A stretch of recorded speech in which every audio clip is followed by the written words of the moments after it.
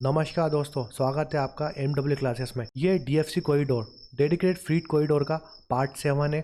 अगर आपने इससे पहले वाले लेक्चर नहीं देखे तो प्लीज़ वो लेक्चर देखिए, उसके बाद ये लेक्चर देखिएगा। इससे पहले वाले लेक्चर में ईस्टर्न DFC कॉरिडोर और जो वेस्टर्न DFC कॉरिडोर बन रहे हैं हमारे, उसके बारे में एक्सप्लेन किया था।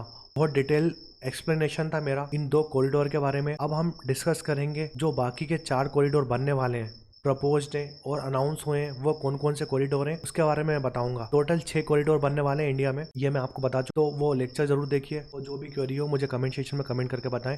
इसके बाद वाले जो लेक्चर है मेरे, करंट अफेयर के लेक्चर आएगा, जितने भी इंपॉर्टेंट जोन है वो आएंगे, उसका लेक्चर आएगा। जनरल अवेयरनेस के वीडियो आएंगे। जनरल अवेयरनेस और साइंस का वेटेज बहुत है, उसके वीडियो भी मैं लेके आऊँगा। वो जो प्रीवियस ईयर DFC के क्वेश्चन थे वो सब हम डिस्कस करेंगे। तो चलिए शुरू करते हैं। अब फ्यूचर DFC कॉरिडोर कौन कौन से बनने वाले हैं, फ्यूचर में जो डेडिकेटेड फ्रीट कॉरिडोर है वो कौन कौन से बनने वाले हैं।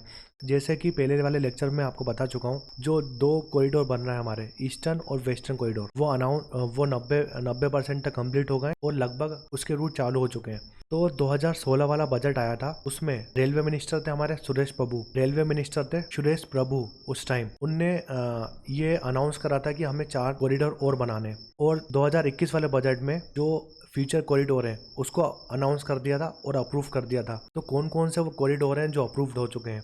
एक है हमारा ईस्ट वेस्ट कॉरिडोर, जो कि भूसावल से धनकुनी तक बनेगा। लगभग इसकी जो लेंथ है वो 2300 किलोमीटर है। फिर नॉर्थ से लेकर साउथ कॉरिडोर, इटारसी से विजयवाड़ा आंध्र प्रदेश में पड़ता है, इटारसी MP में पड़ता है। 975 किलोमीटर लेंथ है इसकी। तो ईस्ट कोस्ट कॉरिडोर है हमारा, खड़गपुर से विजयवाड़ा वाला, 1115 किलोमीटर इसकी लेंथ है। और एक और कॉरिडोर है, प्रपोज्ड है, अभी कुछ अनाउंस नहीं हुआ इसके बारे में, बस प्रपोज्ड है, आने वाले समय में बनेगा। वो है साउथर्न कॉरिडोर, मडगांव से लेकर रानी गुंटा तक बनेगा। 800 या 900 किलोमीटर का अप्रोक्स लेंथ है इसकी। तो ईस्टर्न कॉरिडोर, जो हमारा ईस्टर्न कॉरिडोर है, मैं आपको बता चुका हूँ, ये इंडिया का मैप है। ये नॉर्थ है, ये वेस्ट है, ईस्ट है और ये साउथ है। तो हमने दिल्ली से लेकर बम्बई और जो पंजाब से लेकर कोलकाता वाला रास्ता है, जिसको हम वेस्टर्न और ईस्टर्न कॉरिडोर बोलते हैं, वो कंप्लीट कर लिया है। अब मैं आपको बताऊंगा ये ईस्टर्न कॉरिडोर, और ये नॉर्थ से लेकर साउथ वाला जो रास्ता है वो, और ईस्ट से वेस्ट वाला रास्ता है, उस रूट की बात करेंगे हम, कौन कौन से रूट हैं। तो ईस्टर्न कॉरिडोर की बात करते हैं। ये खड़गपुर से विजयवाड़ा को जोड़ेगा, 3 स्टेट कवर करेगा। कौन सी? वेस्ट बंगाल, उड़ीसा, आंध्र प्रदेश, और 3 रेलवे जोन। 3 रेलवे जोन से पासेस होगा, south eastern railway zone, east coastal और साउथ सेंट्रल रेलवे जोन। तो खड़गपुर ये वेस्ट बंगाल में पड़ता है, वेस्ट बंगाल से निकला है ये रूट, उड़ीसा को क्रॉस करा और आंध्र प्रदेश में विजयवाड़ा तक ये जाएगा। तो खड़गपुर से विजयवाड़ा को कनेक्ट करेगा, जो हमारा ईस्ट कोस्ट कॉरिडोर है। फिर आता है east west corridor. East west corridor, ये देखिए, ये वेस्ट है और ये ईस्ट है, ईस्ट वेस्ट को जोड़ेगा ये कॉरिडोर। अब देखिए, ये भुसावल को जोड़ेगा धनकुनी तक। तो धनकुनी कहाँ पर है? ये धनकुनी है वेस्ट बंगाल में, और ये भुसावल है। भुसावल कहाँ पर है? महाराष्ट्र में। तो धनकुनी से लेकर भुसावल तक जोड़ेंगे हम किसको? ईस्ट और वेस्ट कॉरिडोर को। देखिए, एक छोटा सा रास्ता है, अंदल से एक रास्ता निकलेगा, और यहाँ पर एक जगह है, यहाँ पर है राजखसवान, यहाँ पर है राजखसवान। अंदल से राजखसवान को भी हम जोड़ देंगे, और धनकुनी से राजखसवान, फिर राजखसवान से भुसावल तक सिंगल रूट हो जाएगा। तो आप याद रखिए, अभी है ना, अभी भुसावल तक ये रास्ता जोड़ रहा है, भुसावल महाराष्ट्र में। आने वाले समय में हम इसको भुसावल से गुजरात तक जोड़ देंगे, और पालघर तक जोड़ देंगे। पालघर भी महाराष्ट्र में पड़ता है, जो सूरत है वो गुजरात में पड़ता है। तो अभी प्रेजेंट के पूछेगा तो भुसावल तक जोड़ना है हमको। कहाँ से? धनकुनी तक। ये अंदाल है, अंदाल से लेकर एक रूट आया, उसको हम कहाँ से कहाँ तक जोड़ रहे हैं?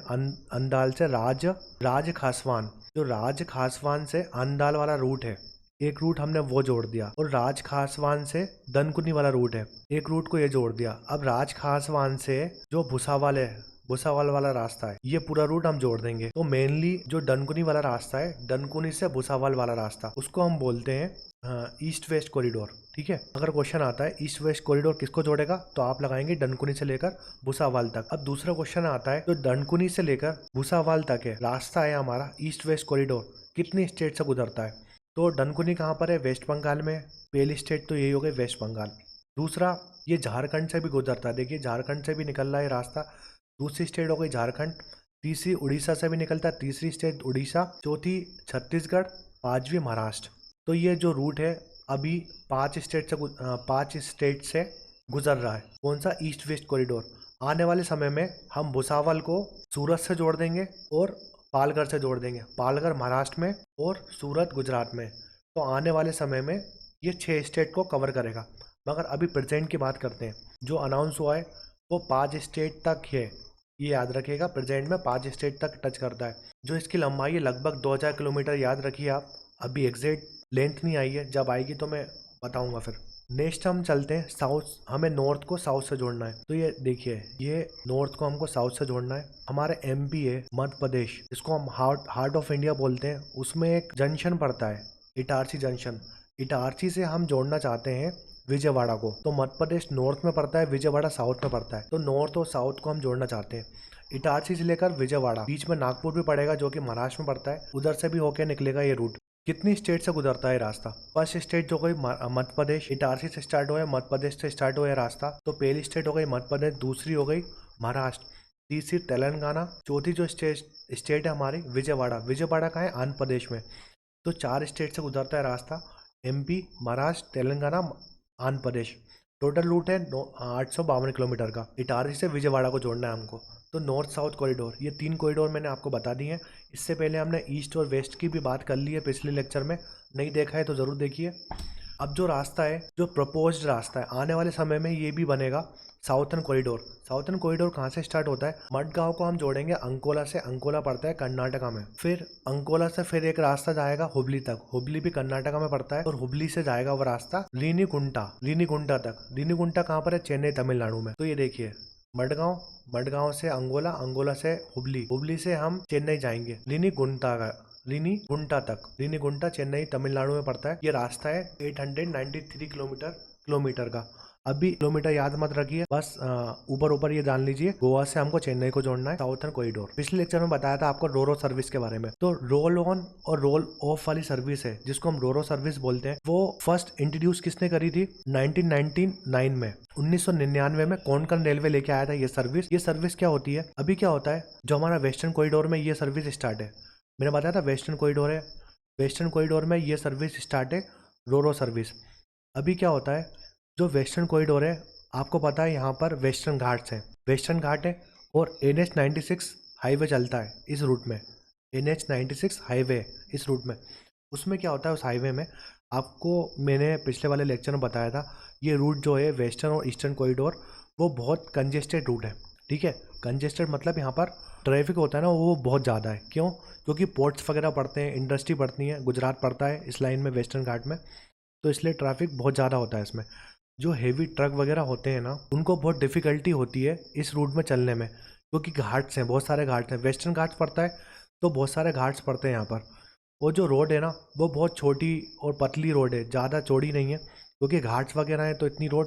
तो ये रूट है दिल्ली से लेकर बम्बई वाला रूट, मैंने आपको बताया, वहाँ पर वेस्टर्न घाट है। तो इसका वेदर वगैरह अच्छा नहीं होता और बहुत सारे घाट्स पड़ते हैं यहाँ पर। इसकी वजह से हमने रोरो सर्विस स्टार्ट करी। रोरो सर्विस क्या होती है? देखिए, जो हमारी ट्रेन है वो क्या कर रही है, ट्रक को लेके जा रही है। ट्रक इसमें लोडेड है ना, ये ट्रक है वगैरह है ना, इसमें भी इस ट्रक में क्या होता है, जो सामान है ना वो लोडेड है, मतलब सामान भरा हुआ है इसमें। वो जो इसके ड्राइवर है वो भी बैठा रहता है इसमें। उससे क्या होता है, रोरो सर्विस से क्या हुआ, जो वेस्टर्न घाट वाला रास्ता है बहुत कंजेस्टेड है और टाइम टेकन है। यहाँ पर ट्रक वगैरह क्या, बहुत सारे घाट्स हैं, बड़ी बड़ी पहाड़ी वगैरह हैं, जिसकी वजह से जो ओवरलोड ट्रक होते हैं, बहुत लोडेड होते हैं ये ट्रक, उनको बहुत दिक्कत होती है चढ़ाने में। और फ्यूल वगैरह बहुत ज़्यादा खर्च हो जाता है उसमें, और ट्रैफिक भी बहुत है। उसकी वजह से क्या होता है, हमने रोरो सर्विस स्टार्ट करी है।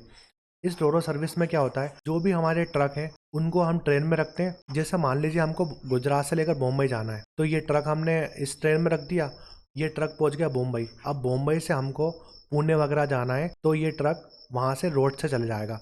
मगर क्या होता है, जो गुजरात से लेकर मुंबई तक एक ट्रक को 20 दिन लग रहे हैं, वही जो ये रोरो सर्विस स्टार्ट करी है कोंकण रेलवे ने, वो 20 दिन की जगह ये ट्रक कितने दिन में पहुंच जाएगा, 5 दिन में या 10 दिन में पहुंच जाएगा। तो समझिए कितना फ्यूल बच रहा है। और फ्यूल के साथ साथ जो पोल्यूशन हो रहा है, जो पोल्यूशन होगा हमारा एनवायरमेंट का, वो भी बचेगा और ये टाइम में भी पहुंचेगा। इतनी ज़्यादा सुविधा है रोरो सर्विस की, आप समझिए। सीधी सारी बात यह है कि ट्रेन में हम ट्रक लोड कर रहे हैं, उसको हम बोलते हैं रोरो सर्विस। उससे बहुत सारे फ़ायदे हैं। और ये किसने स्टार्ट करी थी, ये कोंकण रेलवे ने स्टार्ट करी थी, 1999 में करी थी। ये आपको याद रखना है, कोंकण रेलवे ने रोरो सर्विस स्टार्ट करी है किसमें, जो वेस्टर्न डीएफसी कॉरिडोर है हमारा उसमें, या वेस्टर्न रूट है उसमें, है ना। अगर आपको ये वीडियो पसंद आया तो प्लीज़ लाइक करें और हमारे चैनल को शेयर करें।